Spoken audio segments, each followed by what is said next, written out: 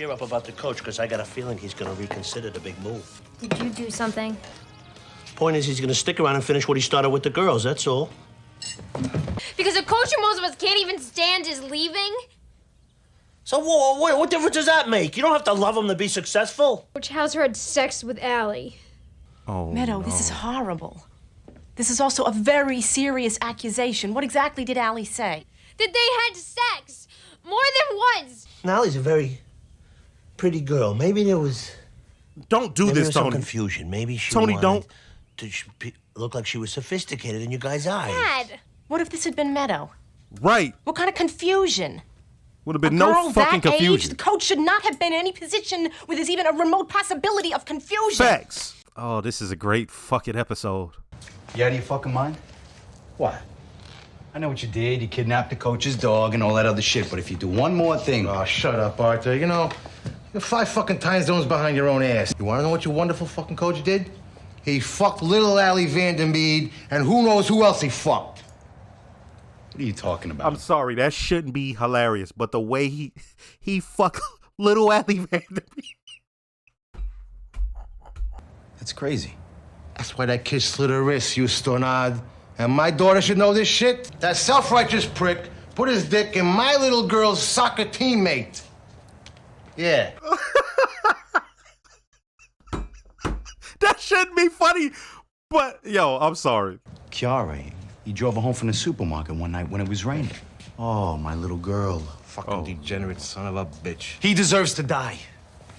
Betraying children? Artie, believe me, he ain't gonna be doing that shit no more. I guarantee you that. Twice last week, he goes toward the medical center, and they lose him. Your nephew was talking to the feds. I mean, where else would he be going where it requires such precautions? So, did you get any golf in down in Boca, Uncle June? Fucking manners, please. So you play manatee or what's the name of that other one? Will you let the man tee you off? You yap worse than 6 barbers. If you'd have shut up during that game against Mountain Lakes, you wouldn't have missed that fucking fly ball. I was ashamed to face my friends. God damn, I'm like, why you bringing up old shit? That hurt him Whoa, too. Like. Junior. Oh, Junior what? Uncle June's in a muff. Oh no, he's not doing this. Oh, did I say muff? Tony. I meant rough. What's No. that smell? Did you guys go to a sushi bar? I thought you were a bacala man, Uncle June. What are you doing eating sushi? You fucking run off at the mouth, you know that? South of the border, down Mexico way. Hey, listen, my friend. At least I can deal with my own problems. Unlike some I know. What's that supposed to mean? Take it however you want. Oh, we taking Don't shots. bullshit with me. Hey, guys, we here to play golf He or said, what? hey. Come on. I know your shit too, pussy. The little girl, Allie, she thinks it's all her fault. Lousy bastard. He's not gonna get away with this. You got that right. What? Your mobster friend gonna do something crazy? If I had any balls, I would do it myself.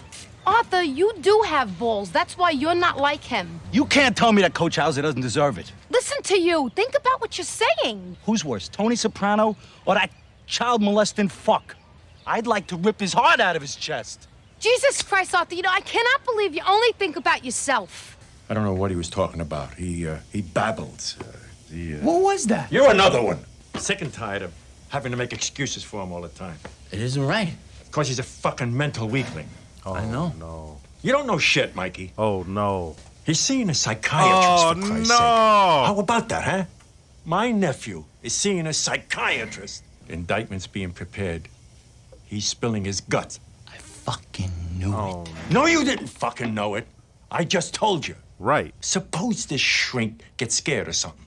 Do you remember those 2 fucking Escobedo brothers, whoever the fuck in California, they whacked their parents? The shrink was in a fucking witness chair. Anthony wants to play games, okay. I taught him games. I taught him how to play baseball. Oh no.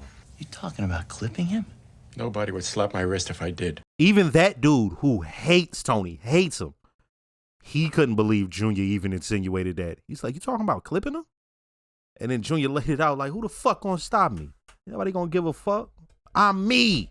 If you're telling me of intent to harm this person, I must warn you of my duty to alert law enforcement. I'm interested in why you feel punishing this man falls upon you. You'd call the cops.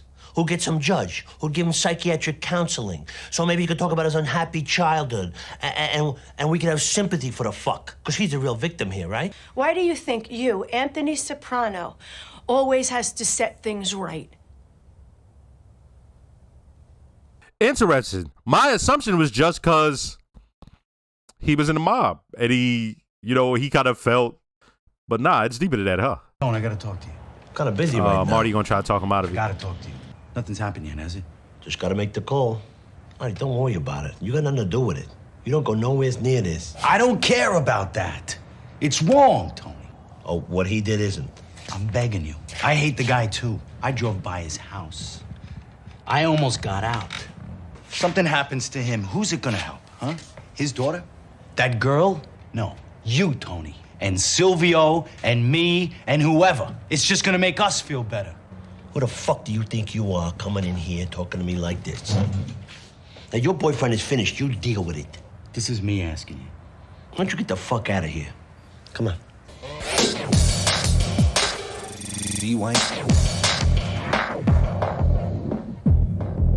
You usually call me when you're this late. About to go upside her I head. bought us some barbecued chicken, some salad, and some lemon meringue pie. But I got so hungry, I had a piece. Did I tell you to keep your mouth shut? What? Did I tell you to keep your goddamn mouth shut? No, Corrado, don't hit me!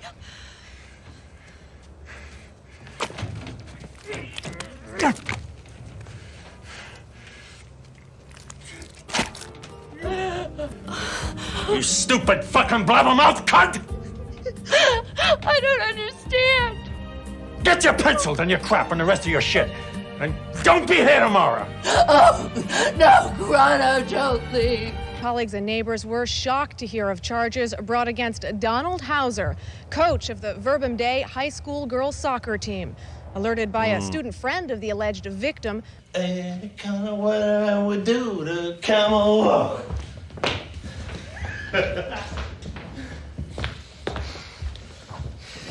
What is this? Oh, Jesus. Prozac. Mixed with alcohol. Oh, Tony, that's wonderful. Happy trails. Mel. Come on.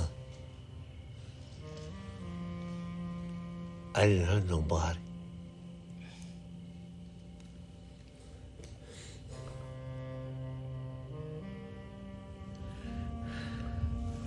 That almost brought a tear to my eye. This is the problem with me. Episode 6 of Squid Game didn't bring a tear to my eye. That brought a tear to my eye. Call the shrink. Tell her the town's gonna go a fucking bonus. First, let me start by saying don't forget to like, comment, and subscribe. If y'all subscribe, make sure to hit the notification bell. Shout out to all the new viewers. Shout out to all the subscribers. And I have a Patreon with full-length early reactions to things like this. If you'd like to, check it out. This was a hell of an episode. I'm sitting there knowing, I'm like, yo, it's going to get better. Once I saw him going drunk, I'm like, I don't know what happens after this. He may go on a rampage. He may slap somebody. But it's about to get better. When he like whispers, like utters those words to Carmela, I didn't hurt nobody. It's like, the reason I welled up, the reason I got teary-eyed, is because there were moments when he's speaking to Dr. Malfi where he's like, yo, I just wonder if my father had been like a certain way. He wonders this aloud to her. Like, would I be different? Would this be different? You know, early on, it's almost this thing where he's trying to play. He doesn't question the lifestyle. He just questions what's going on with his mind. That was early on. What's wrong with me? What's wrong with my mind? Now she has him open it up. He starts seeing, oh, family may have something to do with this. But there's still a moment where he's separating it like, yeah, but what I actually do, that has nothing to do with my mental state, right? And then she gets him to break down and he starts thinking on it eventually. This is all happening in just this season, which is crazy. And it comes to him like, yo, he asked her. I remember he starts saying all these things about how, like, I mean, who's to say, right? A good kid, they get raised by some mobsters, they'll go to college like pussy's kids. Or then you have some other kids, their family was some well-to-do, and then they kill the motherfucking family. And I'm sitting here like, yo, he really, it's deep down in there, subconsciously. What I find dope was the gentleman, the restaurant owner, who he ends up helping him. It's no coincidence that it does, like at the beginning and throughout this episode, it's Tony trying to convince him to partake in this gangster lifestyle. Now, that guy isn't that. He says it himself, I don't have the balls to do this, but you know what's right. It should be done. And his wife is like, yo, you're being selfish. And what she meant by that, at first, I'm like, what? What she meant by that is you really think you're the only one who feel that way? But if this shit goes down, there's other people involved. So when he comes and he talks to Tony, what does he say? What about Allie? Right? Because imagine that happens. Now put onto it that man got killed over you. Even if it never came out, she knows, right? Like, they all familiar with what's going on. These kids are wise. And then he's like, hey, it's not right. Now, here's the thing. Notice when Tony is speaking to Dr. Balfi, he doesn't try to downplay the fact that me doing this is the wrong thing. That's not what he's getting at. His issue is not that. His issue is, oh, really? You're going to let the police handle it and all that? But that was him just hiding it. He really understood what she was saying. And it was deeper than just let the authorities handle it. It was more about, yo, you don't have to do this. Now, during the episode, I don't recall if I said this. What I was thinking was, well, he felt like there's an obligation. That's that whole old school, the inception of the mob is like protecting the community and all of this. Maybe it was that. But it seems, no, it almost was just, well, this is what I'm supposed to do, right? This is what I do. This is what I am. But then he received the out when that man arrived. He's like, I didn't make the call, Marty. He was battling that in his mind. Once it was put into his mind by Dr. Balfi. See, here's the thing about Dr. Balfi. It's actually helping. Okay? So now it's to a point where when she says something, he considers it. And that makes him feel like, oh.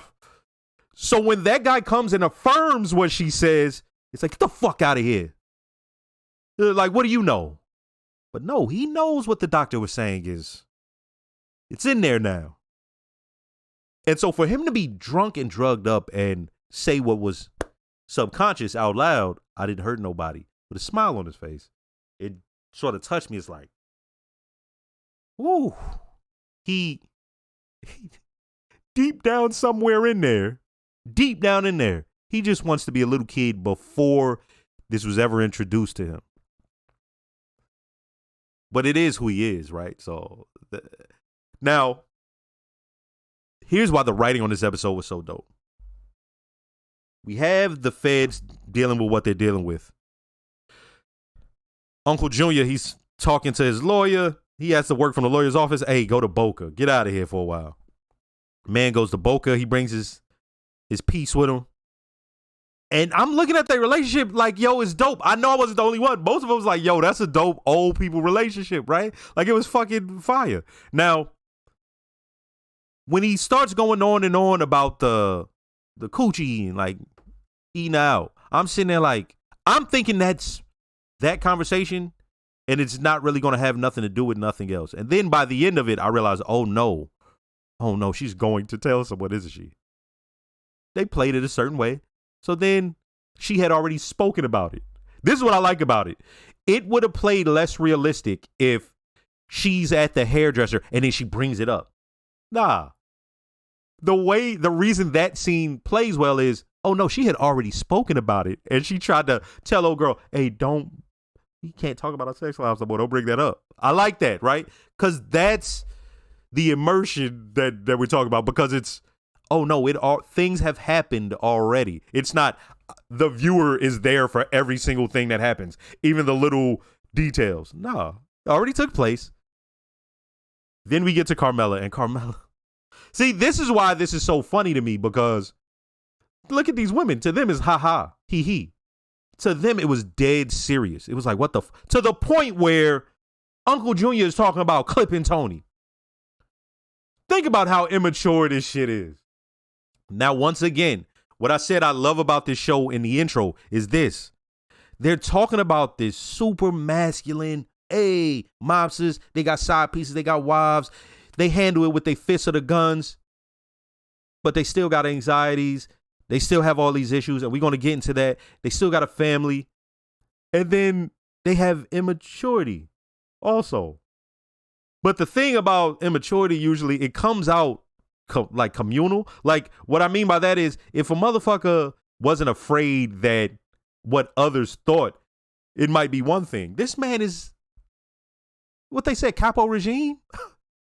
Like he's not, you figure, hey, he's above reproach. Like this man, he cool. But even that he has an issue with. So there's that. And I'm like, oh, this is fire. I didn't realize it was going to come into play. They hinted at it at the table. I'm like, oh shit. Oh shit. Comes later. They have the talk. Now, what I liked about the talk between Tony and Carmela was pillow talking. Once again, everything's up for that. If it stays behind closed doors is one thing. He didn't plan on bringing it up to Tony. Excuse me, to her Uncle Junior. Tony did not plan on bringing that up to Uncle Junior. Okay. Then they go to the golf game. Now, turns out Uncle Junior's right-hand man is the one following and doing all and like keeping tabs on Tony. That was to be expected, right? Because Junior and everybody around him could kind of see Tony is the one they got to worry about. Yeah, that's his nephew, but from the beginning, hey, like, remember when they're at the wedding? And he's like, hey, why you asking him? Okay. So his boy looks out for him. Now, Tony don't fuck with him, and they had their issues. So he's playing with him on the backswing. And Uncle Junior takes it to another place with Tony where he brings up old shit. Now, we know that hit Tony hard because when it comes to the childhood and shit, you know what I mean? So Tony brings out the guns and starts hinting. That's the most fucked up thing about it. He said in the muff. Oh, did I say muff? I meant the rough. It smells like sushi. Like they're being wild and mature. Hilarious, but immature. Like, right, we made like stupid shit like that's funny. And so now they going back and forth. And then he brings up the fact that Tony, he like kind of holds off on it, but he's saying little underhanded things, right? Letting Tony know what's up. Okay. But he holds it in. He's like, what do you know? You don't know. Uncle Junior says that to his right-hand man, and then finally just comes out and says he's talking to a fucking shrink. And to see all of this silly shit, so much of that lifestyle is the hubris and the people just feeling disrespected, and so much of that, so many needless fights and deaths. And you ever wondered how how groups downfall happens? You're like, damn, they had everything. It's hubris and it's immaturity, and to the point where we have a family member talking about killing his nephew.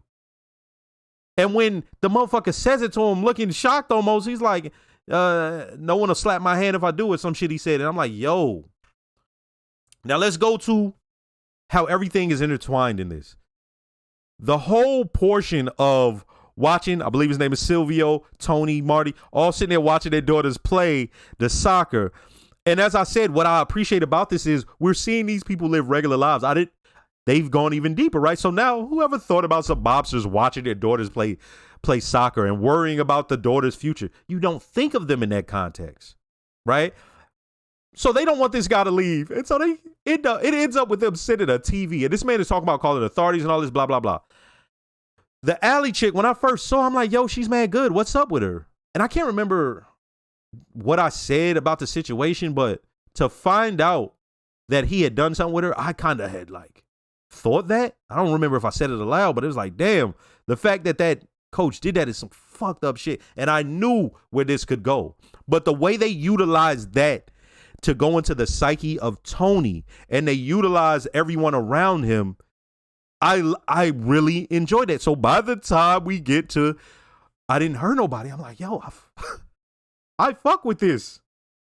I fuck with this. the angst and the, you know what I mean?